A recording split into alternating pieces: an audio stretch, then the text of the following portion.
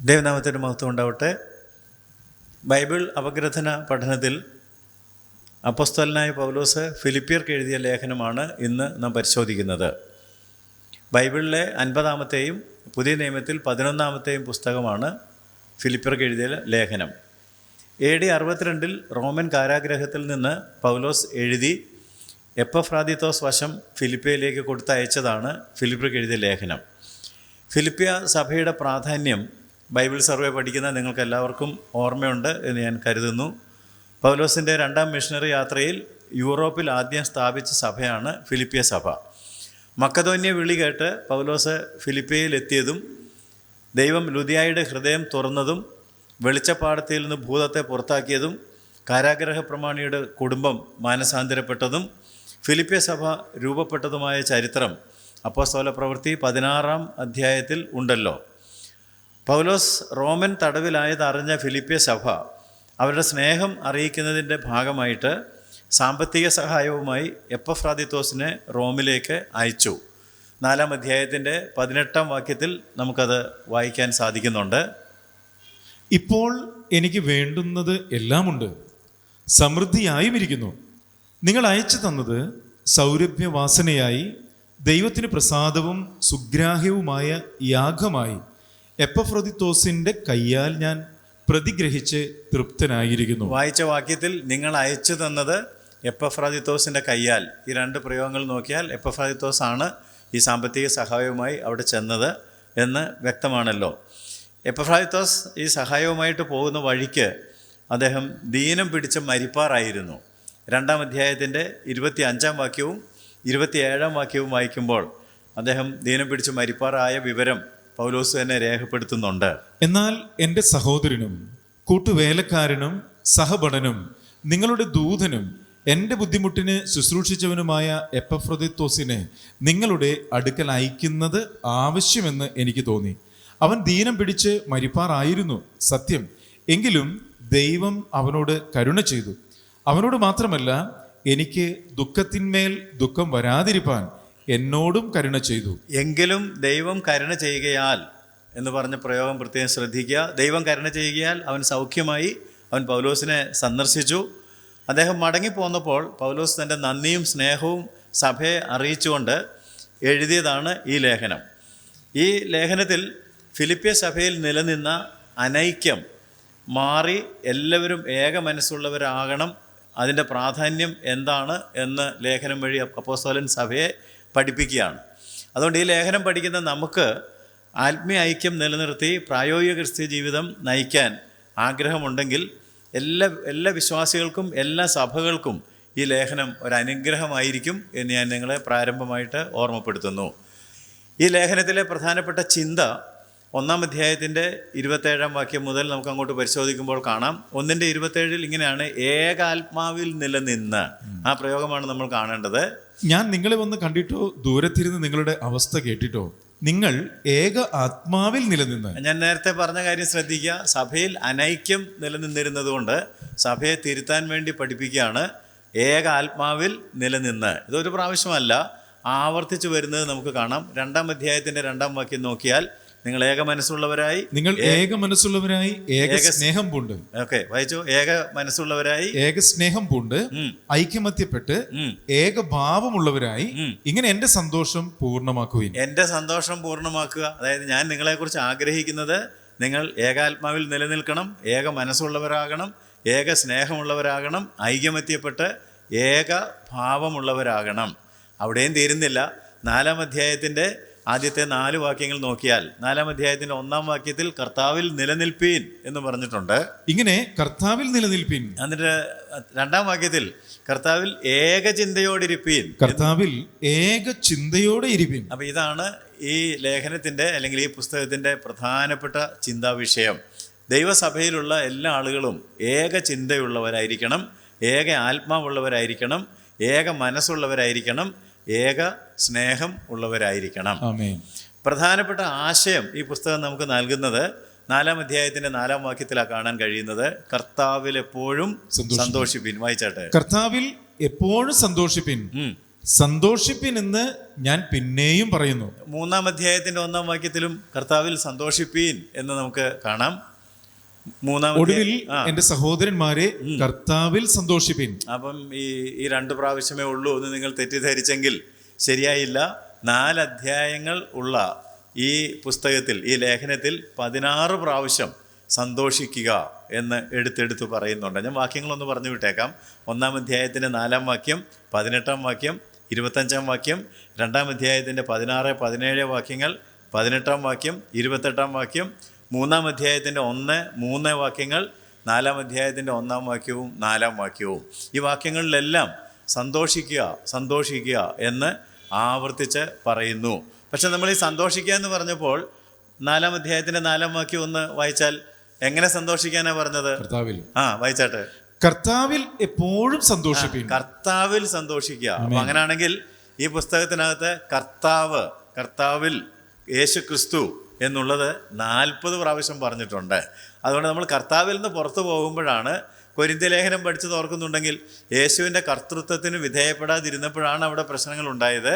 ഇവിടെയും നമ്മൾ കർത്താവിൽ നിലനിൽക്കാതെ ഇരിക്കുമ്പോഴാണ് പ്രശ്നങ്ങൾ ഉണ്ടാകുന്നത്. അതുകൊണ്ട് 40 പ്രാവശ്യം കർത്താവ് യേശു ക്രിസ്തു എന്നും 16 പ്രാവശ്യം സന്തോഷിക്കുക എന്നും ഈ ചെറിയ ലേഖനം നമ്മോട് പറയുന്നുണ്ട്. ആകെ 4 അധ്യായങ്ങളാണ് ഈ ലേഖനത്തിനുള്ളത്. ഈ ലേഖനത്തെ എങ്ങനെ വിഭജിച്ച് പഠിക്കാം എന്ന് ചോദിച്ചാൽ 4 അധ്യായങ്ങൾ മാത്രമുള്ളതുകൊണ്ട് ഓരോ അധ്യായത്തിലും ഓരോ വിഷയമാണുള്ളത്. എന്നാൽ അത് പല ആംഗിളിൽ നിന്ന് പഠിക്കാം, പലതരത്തിൽ പഠിക്കാം. ക്രിസ്തു കേന്ദ്രീകൃതമായിട്ട് പഠിക്കാം, ഒരു കാര്യം. രണ്ടാമത് പൗരത്വ കേന്ദ്രീകൃതമായിട്ട് പഠിക്കാം. പൗരത്വ കേന്ദ്രീകൃതം എന്ന് പറഞ്ഞാൽ നമ്മളുടെ പൗരത്വം സ്വർഗത്തിലാണ്, നമ്മൾ ഈ നാട്ടുകാരല്ല. അല്ലെങ്കിൽ നമുക്ക് ഇവിടെ ജീവിക്കുന്നെങ്കിൽ തന്നെയും നാം സ്വർഗീയ പൗരന്മാരാണ്. അപ്പോൾ പൗരത്വ കേന്ദ്രീകൃതമായിട്ട് പഠിക്കാം, ക്രിസ്തു കേന്ദ്രീകൃതമായിട്ട് പഠിക്കാം, ഇപ്പോൾ പറഞ്ഞതുപോലെ സന്തോഷ കേന്ദ്രീകൃതമായിട്ട് പഠിക്കാം, മറ്റു പലതരത്തിലും പഠിക്കാം. അതിൽ 1-2 രീതികൾ എങ്ങനെ വേണം എന്നുള്ളത് നമുക്ക് നോക്കാം. ഒന്നാമത് ക്രിസ്തു കേന്ദ്രീകൃതമായിട്ട് പഠിക്കുമ്പോൾ 1-ാമത്തെ അധ്യായത്തിലെ വിഷയം ജീവിതത്തിൻ്റെ അർത്ഥം ക്രിസ്തുവാണ്. Christ is the purpose of our life. 1:21 അതിൻ്റെ കുറിവാക്യം.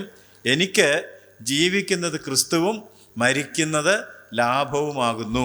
എനിക്ക് ജീവിക്കുന്നത് ക്രിസ്തുവും മരിക്കുന്നത് ലാഭവുമാകുന്നു. So the purpose of life, ഞാൻ ജീവിച്ചിരിക്കുന്നതിൻ്റെ അർത്ഥം എന്താണെന്ന് ചോദിച്ചാൽ ക്രിസ്തു നിമിത്തമാണ് എല്ലാ കാര്യങ്ങളും. 2-ാം അധ്യായത്തിൽ എൻ്റെ ജീവിതത്തിൻ്റെ മാതൃക ക്രിസ്തുവാണ്. Christ is our pattern for living. നമുക്കൊരു ജീവിത മാതൃക വേണമെങ്കിൽ അത് ക്രിസ്തുവാണ്. 2-ാം അധ്യായത്തിൻ്റെ 5-ാം വാക്യത്തിൽ ക്രിസ്തു യേശുവിലുള്ള ഭാവം തന്നെ നിങ്ങളിലും ഉണ്ടായിരിക്കട്ടെ. ക്രിസ്തുയേശുവിലുള്ള ഭാവം തന്നെ നിങ്ങളിലും ഉണ്ടായിരിക്കട്ടെ. Let the mind of Christ. അപ്പോൾ നമ്മുടെ പാറ്റേൺ യേശു ക്രിസ്തുവിൻ്റെ മനസ്സ്, അതിനനുഗുണമായിട്ട് നാം ചിന്തിക്കുന്നവർ ആകണം. 3-ാം അധ്യായത്തിൽ ക്രിസ്തു ജീവിതത്തിൻ്റെ ലക്ഷ്യം, Christ is our goal in life. 3-ാം അധ്യായത്തിൻ്റെ 14-ാം വാക്യത്തിൽ ഒന്ന് ഞാൻ ചെയ്യുന്നു എന്ന് പറഞ്ഞ് തുടങ്ങുന്ന വാക്യം വായിക്കാം. ഒന്ന് ഞാൻ ചെയ്യുന്നു, പിമ്പിലുള്ളത് മറന്നും മുമ്പിലുള്ളതിനെ ആഞ്ഞും കൊണ്ട് ക്രിസ്തുയേശുവിൽ ദൈവത്തിന്റെ പരമവിളിയുടെ വിരുദിനായി ലാക്കിലേക്ക് ഓടുന്നു. ലാക്ക് എന്ന് പറയുന്നത് ക്രിസ്തുവാണ്. ഒന്ന് ഞാൻ ചെയ്യുന്നു, എൻ്റെ ലക്ഷ്യം ക്രിസ്തുവാണ്. ആ ജീവിത ലക്ഷ്യം ക്രിസ്തുവായിട്ട് ക്രിസ്തുവിൻ്റെ മുഖത്തേക്ക് നോക്കിയാണ് ഞാൻ ഓടുന്നത്.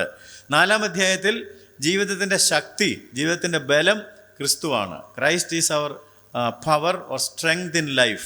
4-ാം അധ്യായത്തിൻ്റെ 13-ാം വാക്യത്തിൽ എന്നെ ശക്തനാക്കുന്നവൻ മുഖാന്തരം വായിക്കാം. എന്നെ ശക്തനാക്കുന്നവൻ മുഖാന്തരം ഞാൻ സകലത്തിനും മതിയാകുന്നു. അപ്പൊ ക്രിസ്തു കേന്ദ്രീകൃതമായിട്ട് പഠിക്കുമ്പോൾ ജീവിതത്തിന്റെ അർത്ഥം, ജീവിതത്തിന്റെ മാതൃക, ജീവിതത്തിന്റെ ലക്ഷ്യം, ജീവിതത്തിന്റെ ശക്തി, ബലം എല്ലാം ക്രിസ്തുവാണ് എന്ന് അപ്പോസ്തലൻ സ്ഥാപിക്കുകയാണ് ചെയ്യുന്നത്. ഇനി രണ്ടാമത് ഞാൻ പറഞ്ഞല്ലോ, 3-ാം അധ്യായത്തിൻ്റെ 20-ാം വാക്യത്തിലാണ് നമ്മുടെ പൗരത്വമോ സ്വർഗത്തിലാകുന്നു എന്ന് പറഞ്ഞിരിക്കുന്നത്. ആ വാക്യം ഒന്ന് വായിക്കാം. 3:20. നമ്മുടെ പൗരത്വം ഇവിടെ അല്ല, ഇവിടെ നമ്മൾ അന്യരും പരദേശികളുമാണ്. 3:20. നമ്മുടെ പൗരത്വമോ സ്വർഗത്തിൽ അത്രയാകുന്നു. അപ്പൊ നമ്മുടെ പൗരത്വം സ്വർഗത്തിലാണെങ്കിൽ സ്വർഗീയ പൗരന്മാരെന്നുള്ള നിലയിൽ ഈ ലോകത്തിൽ എങ്ങനെ ജീവിക്കണം എന്നും ഈ പുസ്തകം നമുക്ക് പഠിക്കാവുന്നതാണ്. അപ്പോൾ 1-ാം അധ്യായം നമ്മളോട് പറയുന്നത് സ്വർഗീയമായിട്ടുള്ള നടപ്പ്. ഞാൻ ഇടയ്ക്ക് വിശദമായ ക്ലാസ് എടുത്തപ്പോൾ നിങ്ങൾക്ക് ഇത് വിശദീകരിച്ച് തന്നിട്ടുണ്ട്. ദയവായിട്ട് ഇത് ഡിസ്ക്രിപ്ഷൻ പേജിൽ പോയിട്ട് ഡീറ്റെയിൽസ് കേൾക്കണം എന്ന് ഞാൻ നിങ്ങളെ ഓർമ്മപ്പെടുത്തുകയാണ്. ഒരു അന്യ നാട്ടുകാരൻ നമ്മുടെ നാട്ടിൽ വന്ന് നടക്കുകയാണെങ്കിൽ ആ നടപ്പിലൊരു വ്യത്യാസം കാണാൻ കഴിയും. അപ്പോൾ നമ്മളിവിടെ അന്യരും പരദേശികളും സ്വർഗീയ പൗരന്മാരുമാണെന്നുണ്ടെങ്കിൽ അവർ വാക്ക് വിൽ ബി എ ഹെവൻലി വാക്ക്. സ്വർഗീയമായിട്ടുള്ള നടപ്പ്. 1-ാം അധ്യായത്തിൻ്റെ 27-ാം വാക്യമാണ് ഇതിൻ്റെ വാക്യം. ക്രിസ്തുവിൻ്റെ സുവിശേഷത്തിന് യോഗ്യമാം വണ്ണം മാത്രം നടപ്പീൻ. വായിച്ചാട്ടെ 1:27. ഞാൻ നിങ്ങളെ വന്ന് കണ്ടിട്ടോ, ദൂരത്തിരുന്ന് നിങ്ങളുടെ അവസ്ഥ കേട്ടിട്ടോ, നിങ്ങൾ ഏക ആത്മാവിൽ നിലനിന്ന് എതിരാളികളാൽ ഒന്നിലും കുലുങ്ങിപ്പോകാതെ ഏക മനസ്സോടെ സുവിശേഷത്തിൻ്റെ വിശ്വാസത്തിനായി പോരാട്ടം കഴിക്കുന്നു എന്ന് ഗ്രഹിക്കേണ്ടതിന് ക്രിസ്തുവിൻ്റെ സുവിശേഷത്തിന് യോഗ്യമാം വണ്ണം മാത്രം നടപ്പിൻ. അതിൻ്റെ അവസാനത്തെ ഭാഗം ശ്രദ്ധിക്കുക. ക്രിസ്തുവിൻ്റെ സുവിശേഷത്തിന് യോഗ്യമാം വണ്ണം മാത്രം നടപ്പീൻ. അപ്പം നമ്മുടെ നടപ്പെന്ന് പറഞ്ഞാൽ നമ്മുടെ ജീവിതമാണ്. വളരെ ശ്രദ്ധിക്കണം. സുവിശേഷത്തിന് യോഗ്യമാം വണ്ണം മാത്രം നടക്കണം. അത് നടക്കണമെന്നുണ്ടെങ്കിൽ 2-ാം അധ്യായം നമ്മളോട് പറയുന്നത് വി നീഡ് ഹെവൻലി ഒബീഡിയൻസ്, സ്വർഗീയ അനുസരണം.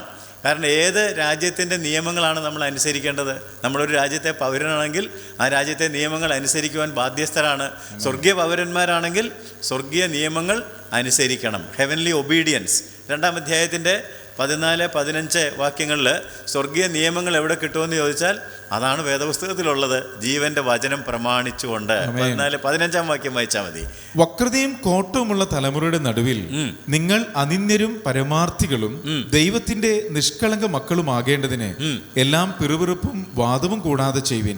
അവരുടെ ഇടയിൽ നിങ്ങൾ ജീവന്റെ വചനം പ്രമാണിച്ചുകൊണ്ട് ലോകത്തിൽ ജ്യോതിസുകളെ പോലെ പ്രകാശിക്കുന്നു. അതാണ് സ്വർഗീയ അനുസരണം. ജീവന്റെ വചനം പ്രമാണിച്ചുകൊണ്ടാണ് ഈ ലോകത്തിൽ ജീവിക്കേണ്ടത്. അങ്ങനെ ജീവിക്കുന്ന ഒരാൾക്ക് 3-ാം അധ്യായത്തിൽ സ്വർഗീയ പ്രത്യാശ, we have a heavenly hope, അത് 3:20 ഉള്ളത്.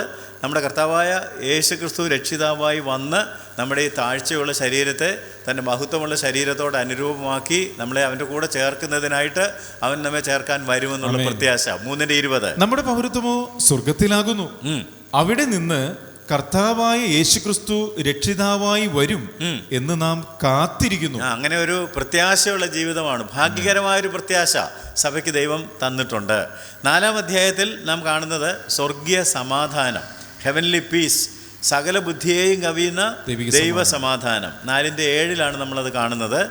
4-ാം അധ്യായത്തിൻ്റെ 7-ാം വാക്യം. എന്നാൽ സകല ബുദ്ധിയെയും കവിയുന്ന ദൈവ സമാധാനം നിങ്ങളുടെ ഹൃദയങ്ങളെയും നിലവുകളെയും ക്രിസ്തു യേശുവിങ്കൽ കാക്കും. അപ്പോൾ പൗരത്വ കേന്ദ്രീയമായിട്ട് പഠിക്കുമ്പോൾ heavenly walk, heavenly obedience, heavenly hope and heavenly peace. സ്വർഗീയ നടപ്പ്, സ്വർഗീയ അനുസരണം, സ്വർഗീയ പ്രത്യാശ, സ്വർഗീയ സമാധാനം. ഇനി 3-മതൊരു തരത്തിൽ എങ്ങനെ പഠിക്കാമെന്ന് ചോദിച്ചാൽ സന്തോഷം കേന്ദ്രീകൃതമായിട്ട് പഠിക്കാം എന്ന് ഞാൻ പറഞ്ഞല്ലോ. ഓർക്കുന്നുണ്ടോ? 3:1 4:4 കർത്താവിൽ എപ്പോഴും സന്തോഷിപ്പീൻ. നമ്മൾ വായിച്ചതാണ് ആ വാക്യം. 4:4 മാത്രം ഒന്നുകൂടെ വേണമെങ്കിൽ വായിക്കാം. കർത്താവിൽ എപ്പോഴും സന്തോഷിപ്പീൻ എന്ന് ഞാൻ പിന്നെ പറയുന്നു. അതെ, കർത്താവിൽ എപ്പോഴും സന്തോഷിക്കുകയാണെന്നുണ്ടെങ്കിൽ എങ്ങനെയൊക്കെ ഏതൊക്കെ മേഖലകളിലാണ് സന്തോഷം വരേണ്ടത് എന്ന് ചോദിച്ചാൽ 1-ാം അധ്യായം നമ്മളോട് പറയുന്നത് ജോയ് ഇൻ ലിവിങ്. ജീവിതം ഒരു ഭാരമായിട്ട് തീരുകയല്ല, ജീവിക്കുന്നതിൽ സന്തോഷം. 1:18 വായിച്ചാൽ ഇതിൽ ഞാൻ സന്തോഷിക്കും, ഇനിയും സന്തോഷിക്കും എന്ന് അദ്ദേഹം പറയുന്നുണ്ട്. ഇതിൽ ഞാൻ സന്തോഷിക്കുന്നു, ഇനിയും സന്തോഷിക്കും. കണ്ടോ? അപ്പോൾ ഈ ലോക ജീവിതത്തിൽ സന്തോഷമുള്ളവനായിട്ടാണ് അദ്ദേഹം ജീവിക്കുന്നത്. 2-ാം അധ്യായത്തിലേക്ക് വരുമ്പോൾ ജോയ് ഇൻ സർവീസ്, ശുശ്രൂഷയിൽ സന്തോഷം. കടിച്ചു പിടിച്ച് ശുശ്രൂഷിക്കുകയല്ല, സന്തോഷിച്ചുകൊണ്ടാണ് ശുശ്രൂഷിക്കുന്നത്.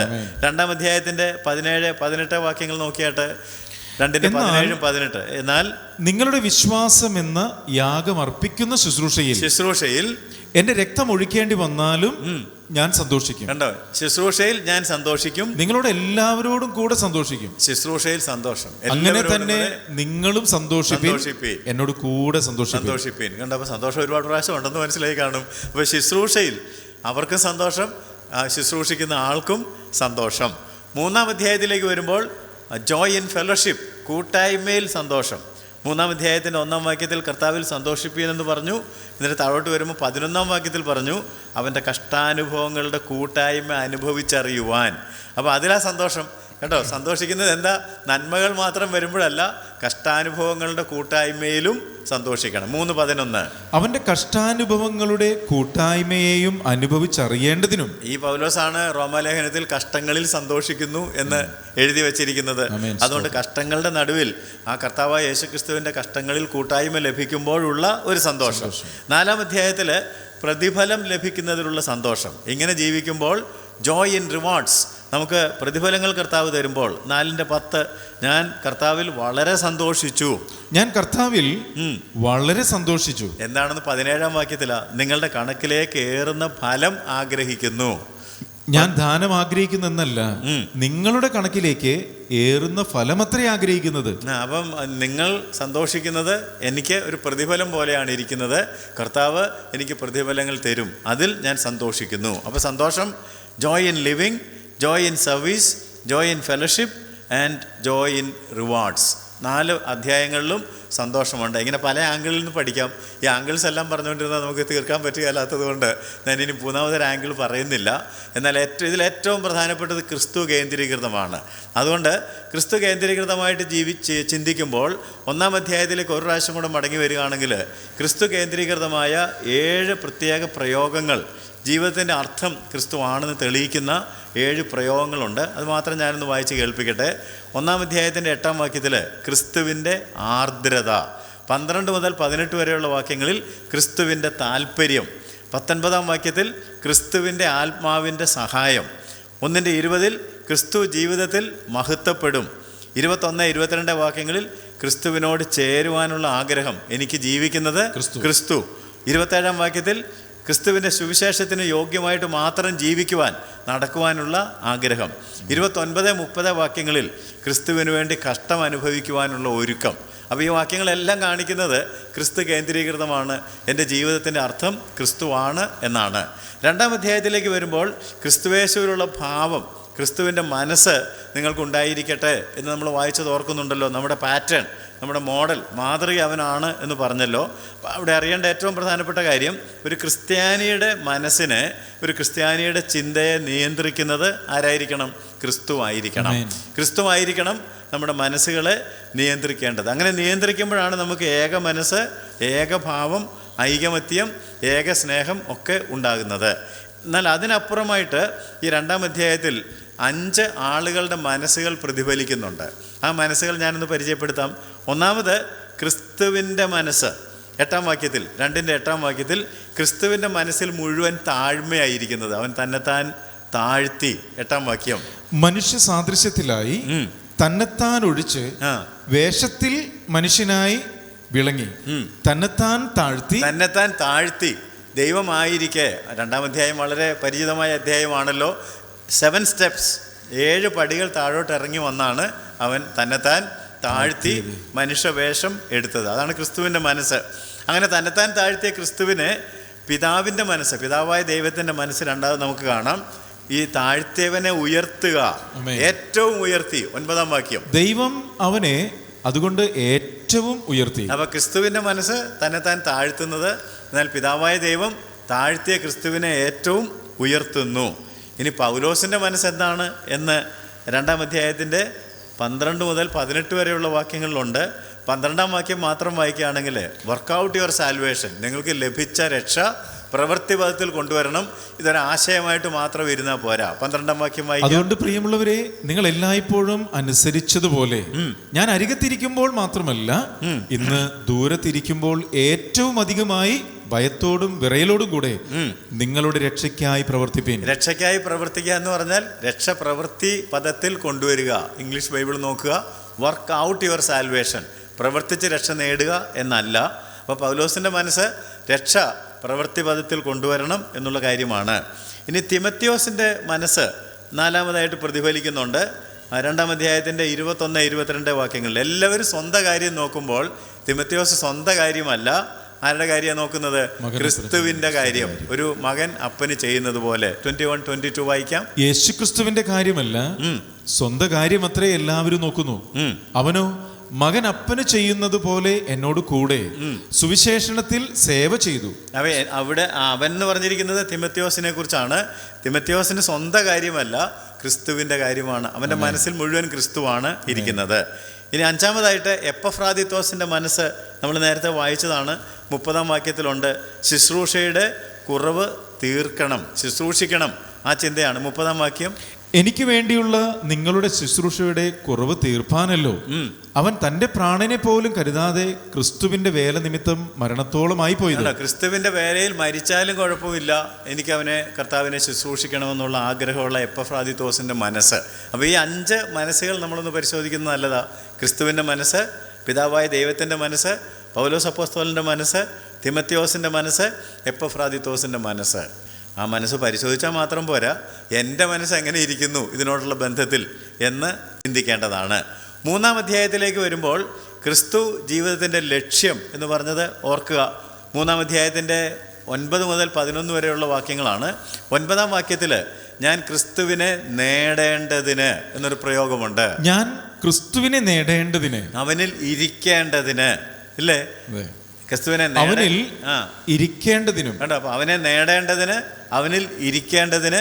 11-ാം വാക്യത്തിലേക്ക് വന്നപ്പോൾ അവനെ അനുഭവിച്ചറിയുവാൻ. അപ്പോൾ ക്രിസ്തുവിനെ നേടുക, അതാണ് ലക്ഷ്യം. ക്രിസ്തുവിനെ നേടുക. ക്രിസ്തു ഇല്ലേ ഉള്ളിൽ? ഉണ്ട്. പക്ഷേ എനിക്ക് ക്രിസ്തുവിനെ ഇനിയും വേണം. അവനിൽ ഇരിക്കണം, അവനെ കൂടുതൽ അനുഭവിച്ച് അറിയണം. അതിനെന്ത് ചെയ്തു എന്ന് ചോദിച്ചാൽ, ഒന്നാമത് ചെയ്ത കാര്യം 3-ാം വാക്യത്തിലുണ്ട്. താൻ ജഡശരീരം ഉരിഞ്ഞു കളഞ്ഞു, അല്ലെങ്കിൽ ജഡത്തിൽ ആശ്രയിക്കുന്നില്ല. 3-ാം വാക്യം, നാമല്ലോ പരിച്ഛേദനക്കാർ ദൈവത്തിന്റെ ആത്മാവ് കൊണ്ട് ആരാധിക്കുകയും ക്രിസ്തുവേശുവിൽ പ്രശംസിക്കുകയും ജഡത്തിൽ ആശ്രയിക്കാതിരിക്കുകയും ചെയ്യുന്ന. ജഡത്തിൽ ആശ്രയിക്കാതിരിക്കുകയും, ഞാൻ ജഡം ഉരിഞ്ഞു കളഞ്ഞു എന്ന് പറഞ്ഞത് നമ്മൾ ഇനി പഠിക്കാൻ പോകുന്ന കൊലോസ് ലേഖനം 2:11 അതൊന്ന് വായിക്കണം. കാരണം നമുക്ക് ജഡം ഉരിഞ്ഞു കളയാം. ഒരു വസ്ത്രം ഉരിഞ്ഞു കളയുന്നത് പോലെ ജഡ സ്വഭാവം, ജഡിക മനസ്സ് ഉരിഞ്ഞു കളയാൻ സാധിക്കും. ആമേൻ.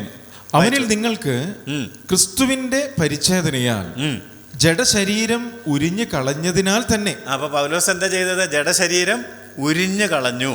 എന്നിട്ട് 2 കൊരിന്ത്യ ലേഖനം 10:3 പറയുന്നുണ്ട്, ഞങ്ങൾ ജഡപ്രകാരം നടക്കുന്നില്ല, ഞങ്ങൾ ജഡപ്രകാരം പോരാടുന്നില്ല, ഞങ്ങൾ ജഡത്തിൽ ആശ്രയിക്കുന്നില്ല.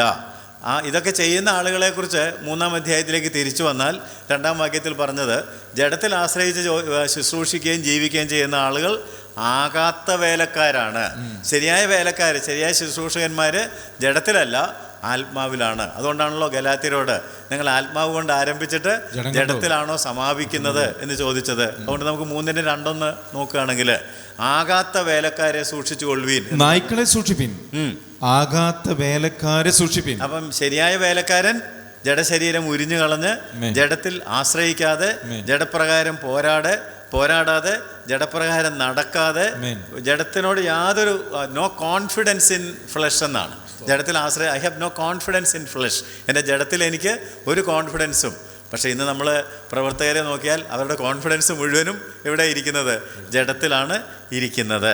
അപ്പോൾ ക്രിസ്തുവിനെ നേടാൻ പൗലോസ് എന്ത് ചെയ്തു എന്ന് ചോദിച്ചാൽ, അവൻ ജഡത്തെ നഷ്ടമാക്കി. അതാണ് 3-ാം അധ്യായത്തിൻ്റെ 4 മുതൽ 8 വരെയുള്ള വാക്യങ്ങൾ. അതൊന്ന് വായിച്ചാലും തിരക്കേടില്ല. ജനനം കൊണ്ട് ഇസ്രായേലിയൻ, 8-ാം നാളിൽ പരിച്ഛേദനയേറ്റവൻ, എബ്രായ മാതാപിതാക്കൾ, എക്സെട്ര. നമുക്കൊന്ന് വായിച്ച് കേൾക്കാം. പക്ഷേ എനിക്ക് ജഡത്തിലും ആശ്രയിപ്പാൻ വകയുണ്ട്. മറ്റാർക്കാനും ജഡത്തിൽ ആശ്രയിക്കാമെന്ന് തോന്നിയാൽ എനിക്ക് അധികം 8-ാം നാളിൽ പരിച്ഛേദനയേറ്റവൻ ഇസ്രായേൽ ജാതിക്കാരൻ ബെന്യാമിൻ ഗോത്രക്കാരൻ. എന്താ ഈ ബെന്യാമിൻ ഗോത്രക്കാരൻ? രാജാവിനെ നൽകിയ ഗോത്രം. അപ്പം നമ്മളാണെ പറയല, എൻ്റെ വീട്ടിലൊരു രാജാവ് ഉണ്ടായിരുന്നു, ബിഷപ്പ് ഉണ്ടായിരുന്നു. അപ്പോൾ രാജാവിനെ നൽകിയ ബെന്യാമിൻ ഗോത്രക്കാരൻ, എബ്രായരിൽ നിന്ന് ജനിച്ച എബ്രായ ആചാരങ്ങളെല്ലാം കൃത്യമായിട്ട് അനുസരിക്കുന്നവൻ എന്നാണ് പറഞ്ഞതിന്റെ അർത്ഥം. ന്യായപ്രമാണം സംബന്ധിച്ച് പരീശൻ, ശുഷ്കാന്തി സംബന്ധിച്ച് സഭയെ ഉപദ്രവിച്ചവൻ, ന്യായപ്രമാണത്തിൽ നീതി സംബന്ധിച്ച് അനിന്യൻ. കണ്ടോ, ഇങ്ങനെ ഒരു വലിയ നീണ്ട പട്ടിക അദ്ദേഹം പറഞ്ഞിട്ട് പറയുകയാണ്. എങ്കിലും എനിക്ക് ലാഭമായിരുന്നതൊക്കെയും ഞാൻ ക്രിസ്തു നിമിത്തം ഛേദമെന്ന് എണ്ണിയിരിക്കുന്നു. ഇതെല്ലാം ലാഭം, ജഡത്തിൽ ലാഭമായിരുന്നു, അതെല്ലാം ക്രിസ്തു നിമിത്തം ഛേദമെന്ന് എണ്ണി ഇപ്പോഴും എന്താ ചെയ്യുന്നത്? ആ വാക്യം മുഴുവൻ വായിച്ചോളൂ. അത്രയുമല്ല, എന്റെ കർത്താവായ യേശുക്രിസ്തുവിനെ കുറിച്ചുള്ള പരിജ്ഞാനത്തിന്റെ ശ്രേഷ്ഠത നിമിത്തം ഞാൻ ഇപ്പോഴും എല്ലാം ഛേദമെന്ന് എണ്ണുന്നു. ഇപ്പോഴും എല്ലാം ഛേദം. അപ്പോൾ വാസ്തവത്തിൽ 3-ാം അധ്യായത്തിന്റെ 7 മുതൽ 21 വരെയുള്ള വാക്യങ്ങൾ പൗലോസിന്റെ ജീവിതത്തിന്റെ ഒരു ബാലൻസ് ഷീറ്റാണ്. ലാഭനഷ്ട കണക്ക്. എന്തെല്ലാം നഷ്ടപ്പെടുത്തി, എന്തെല്ലാം കിട്ടി. കുറേ കാര്യങ്ങൾ നഷ്ടപ്പെടുത്തിയതെല്ലാം ജഡത്തിൻ്റെതാണ്. അപ്പോൾ അദ്ദേഹത്തിന് എന്ത് കിട്ടി? ആത്മീയമായ ഒരുപാട് കാര്യങ്ങൾ കിട്ടി. കർത്താവായ യേശുക്രിസ്തു മത്തായി 16:26 പറഞ്ഞു, ഒരു മനുഷ്യൻ സർവ്വലോകവും നേടിയിട്ടും തൻ്റെ ജീവനെ നഷ്ടപ്പെടുത്തിയാൽ അവന് എന്ത് പ്രയോജനം? അപ്പോൾ ഇതുപോലെ ലോകം മുഴുവൻ നേടാൻ വ്യഗ്രതപ്പെട്ട് നടന്ന ഒരാളാണ് പൗലോസ്. എന്നാൽ തൻ്റെ ജീവനെ, എനിക്ക് നിത്യജീവൻ ഇല്ലാത്ത ഒരു അവസ്ഥയിലേക്ക് പോകുന്നുവെന്ന് അറിഞ്ഞപ്പോൾ 16:26 ഒരു മനുഷ്യൻ സർവ്വലോകവും നേടിയിട്ടും തന്റെ ജീവനെ നഷ്ടപ്പെടുത്തിയാൽ അവന് എന്ത് പ്രയോജനം? അല്ല, തന്റെ ജീവനെ വീണ്ടുകൊള്ളുവാൻ മനുഷ്യൻ എന്ത് മറുവില കൊടുക്കും? തന്റെ ജീവനെ വീണ്ടുകൊള്ളുവാൻ എന്താ പൗലോസ് ചെയ്തത്? ജഡം നഷ്ടപ്പെടുത്തിയിട്ട് ആത്മാവിലേക്ക് വന്നു. അപ്പോൾ അദ്ദേഹത്തിന് കിട്ടിയ കാര്യങ്ങൾ ഞാൻ ചുരുക്കി പറയുകയാണെങ്കിൽ, അദ്ദേഹത്തിന് ഒരു പുതിയ അറിവ് കിട്ടി. മനസ്സിലായോ? 3:7-8 എന്താണ് അറിവ്? ദൈവപുത്രനെ കുറിച്ചുള്ള പരിജ്ഞാനം, ക്രിസ്തു പരിജ്ഞാനം. എങ്കിലും എനിക്ക് ലാഭമായിരുന്നതൊക്കെയും ഞാൻ ക്രിസ്തു നിമിത്തം ഛേദമെന്ന് എണ്ണിയിരിക്കുന്നു. അത്രയുമല്ല, എന്റെ കർത്താവായ യേശുക്രിസ്തുവിനെ കുറിച്ചുള്ള പരിജ്ഞാനത്തിന്റെ ശ്രേഷ്ഠത, ക്രിസ്തു പരിജ്ഞാനം. എനിക്ക് പുതിയതായിട്ട് കിട്ടിയ പരിജ്ഞാനം ഇതുവരെ ഉണ്ടായിരുന്നത് യഹൂദ പാരമ്പര്യത്തിൽ നിന്നുള്ള ഒരു അറിവായിരുന്നെങ്കിൽ ഇപ്പോൾ ക്രിസ്തു പരിജ്ഞാനം.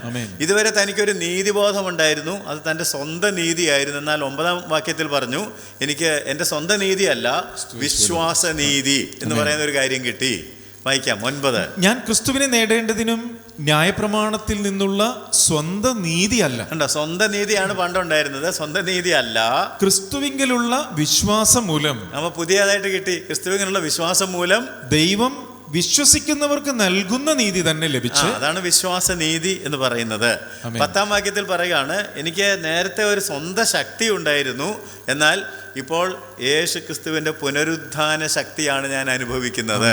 അവന്റെ മരണത്തോട് അനുരൂപപ്പെട്ടിട്ട് അവനെയും അവന്റെ പുനരുത്ഥാനത്തിന്റെ ശക്തിയെയും. നേരത്തെ പുനരുദ്ധാന ശക്തി ഒന്നും വേണ്ട, തനിക്ക് കായിക ബലം ഉണ്ടായിരുന്നു, അതുകൊണ്ടാണ് പലരെയും പിടിച്ചു കെട്ടി തടവിലൊക്കെ ആക്കിയത്. ആ ശക്തി പോയിട്ട് ഇപ്പോൾ യേശു ക്രിസ്തുവിന്റെ കഷ്ടാനുഭവങ്ങളുടെ കൂട്ടായ്മയോടെയൊക്കെ അനുരൂപപ്പെട്ടിട്ട് പുതിയൊരു ശക്തി, പുനരുദ്ധാന ശക്തി. പണ്ടൊരു ലക്ഷ്യമുണ്ടായിരുന്നു, സഭയെ മുടിക്കണം എന്നുള്ളതായിരുന്നു. എന്നാൽ ഇപ്പോൾ ഒരു പുതിയ ലക്ഷ്യം കിട്ടി. എന്താണത്? ക്രിസ്തുവിനെ നേടണം. ഞാൻ ക്രിസ്തുവിനെ നേടുവാൻ, നമ്മൾ നേരത്തെ വായിച്ചതാ 3:9 അല്ലേ? ക്രിസ്തുവിനെ നേടണം. പുതിയൊരു പ്രത്യാശ തനിക്കുണ്ടായി. അതെന്താണെന്ന്, അതാണ് 3-ാം അധ്യായത്തിൽ നമ്മൾ 20-21 വാക്യങ്ങളിൽ വായിച്ചത്. ക്രിസ്തു സദൃശ രൂപാന്തരം. ഞാൻ ഇങ്ങനെ ഒരു ആളായിട്ട് ഈ ലോകത്തിൽ ഇരിക്കാൻ പോവുകയല്ല, അവനിൽ പ്രത്യാശയുള്ളവനൊക്കെ എന്ന് പറഞ്ഞത് അവൻ പ്രത്യക്ഷപ്പെടുമ്പോൾ നാം അവനോട് അതൊരു പുതിയ പ്രത്യാശ. ഇപ്പൊ പൗലോസിന് പുതിയ അറിവ് കിട്ടി, പുതിയ നീതി കിട്ടി, പുതിയ ശക്തി കിട്ടി, പുതിയ ലക്ഷ്യമുണ്ടായി, പുതിയ പ്രത്യാശ ഉണ്ടായി. പുതിയ അറിവ് ക്രിസ്തു പരിജ്ഞാനം, പുതിയ നീതി വിശ്വാസനീതി, പുതിയ ശക്തി പുനരുദ്ധാന ശക്തി, പുതിയ ലക്ഷ്യം ക്രിസ്തുവിനെ നേടണമെന്നുള്ളതാണ്. പുതിയ പ്രത്യാശ ക്രിസ്തു സദൃശമായിട്ടുള്ള രൂപാന്തരം തനിക്ക് പ്രാപിക്കണം എന്നുള്ളതാണ്. 4-ാം അധ്യായത്തിലേക്ക് വരുമ്പോൾ ക്രിസ്തു ജീവിതത്തിന്റെ ബലം എന്ന് പഠിച്ചത് ഓർക്കുന്നുണ്ടോ? 4:13 എന്നെ ശക്തനാക്കുന്നവൻ മുഖാന്തരം ഞാൻ സകലത്തിനും മതിയാകുന്നു. എന്നെ ശക്തനാക്കുന്നവൻ മുഖാന്തരം ഞാൻ സകലത്തിനും മതിയാകുന്നു. അപ്പൊ ഈ ശക്തിയെ കുറിച്ച് നമ്മൾ ചിന്തിക്കുമ്പോൾ what is A source of strength? ശക്തിയുടെ ഉറവിടം എന്താണെന്ന് അറിയാമോ? അതാണ് ആദ്യം പറഞ്ഞത്, സന്തോഷിപ്പീൻ. കർത്താവിൽ എപ്പോഴും സന്തോഷിപ്പീൻ. നെഹമ്യാവ് 8:10 പറഞ്ഞല്ലോ, യാഹിലെ സന്തോഷം നമ്മുടെ ബലം ആകുന്നു. സന്തോഷമാണ് ശക്തിയുടെ ഉറവിടം. The source of strength is your rejoicing in the Lord. യഹോവയെങ്കിലെ സന്തോഷം നമ്മുടെ ബലമാകുന്നുവല്ലോ. യഹോവയെങ്കിലെ സന്തോഷം നമ്മുടെ ബലം. അപ്പോൾ അവിടെയാണ് അതിൻ്റെ സോഴ്സ് കിടക്കുന്നത്. ശക്തിയുടെ രഹസ്യം, സീക്രട്ട് എന്താണെന്ന് ചോദിച്ചാൽ ഇറ്റ് ഈസ് പ്രെയർ.